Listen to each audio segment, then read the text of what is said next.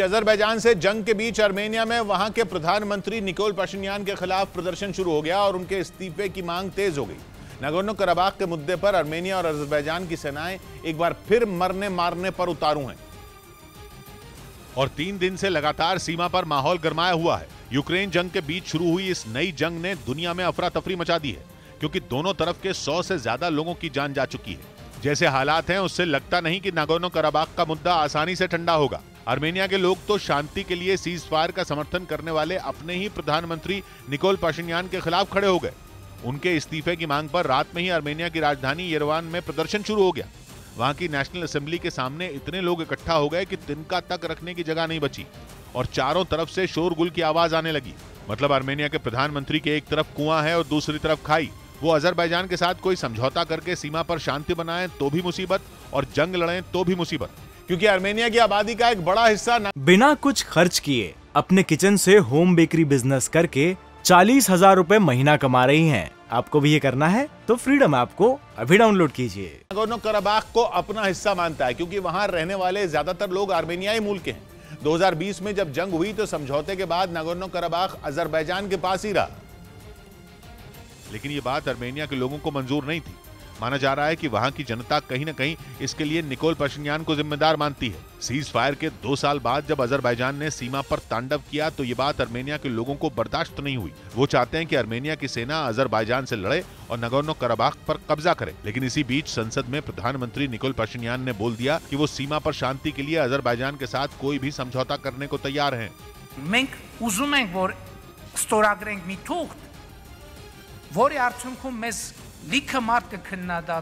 Armenia की संसद में 2 घंटे तक चले सवाल जवाब के बाद जब वहां के प्रधानमंत्री ने यह बयान दिया तो नागोर्नो कराबाख पर कब्जे का सपना देखने वाले लोगों के पैरों तले से जमीन खिसक गई, क्योंकि जमीन के जिस टुकड़े के लिए आर्मेनिया के हजारों लोगों की जान गई उसे वहां के प्रधानमंत्री छोड़ने की बात कह रहे हैं। पाशिन्यान का तर्क है कि उनका यह फैसला अभी लोगों को गलत लगेगा, लेकिन इससे आर्मेनिया का भविष्य सुरक्षित होगा और खून खराबे से हमेशा के लिए छुट्टी मिल जाएगी, क्योंकि इससे अजरबैजान को भरोसा हो जाएगा कि नागोर्नो कराबाख पर आर्मेनिया की नजर नहीं है।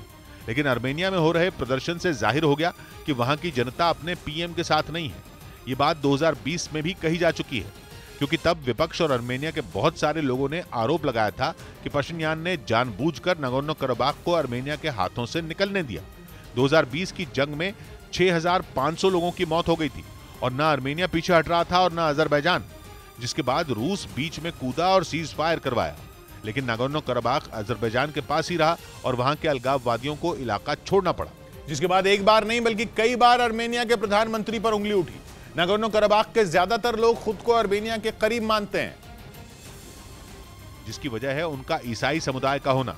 आर्मेनिया में ईसाई समुदाय बहुसंख्यक है, जबकि अजरबैजान में मुस्लिम, यानी धर्म के आधार पर नागोर्नो कराबाख के ज्यादातर लोग खुद को आर्मेनिया का हिस्सा मानते हैं, लेकिन भौगोलिक तौर पर वो अजरबैजान की सीमा के अंदर आता है और इसी आधार पर जमीन का यह हिस्सा अजरबैजान को दिया गया था। लेकिन आर्मेनिया को यह बात कबूल नहीं थी।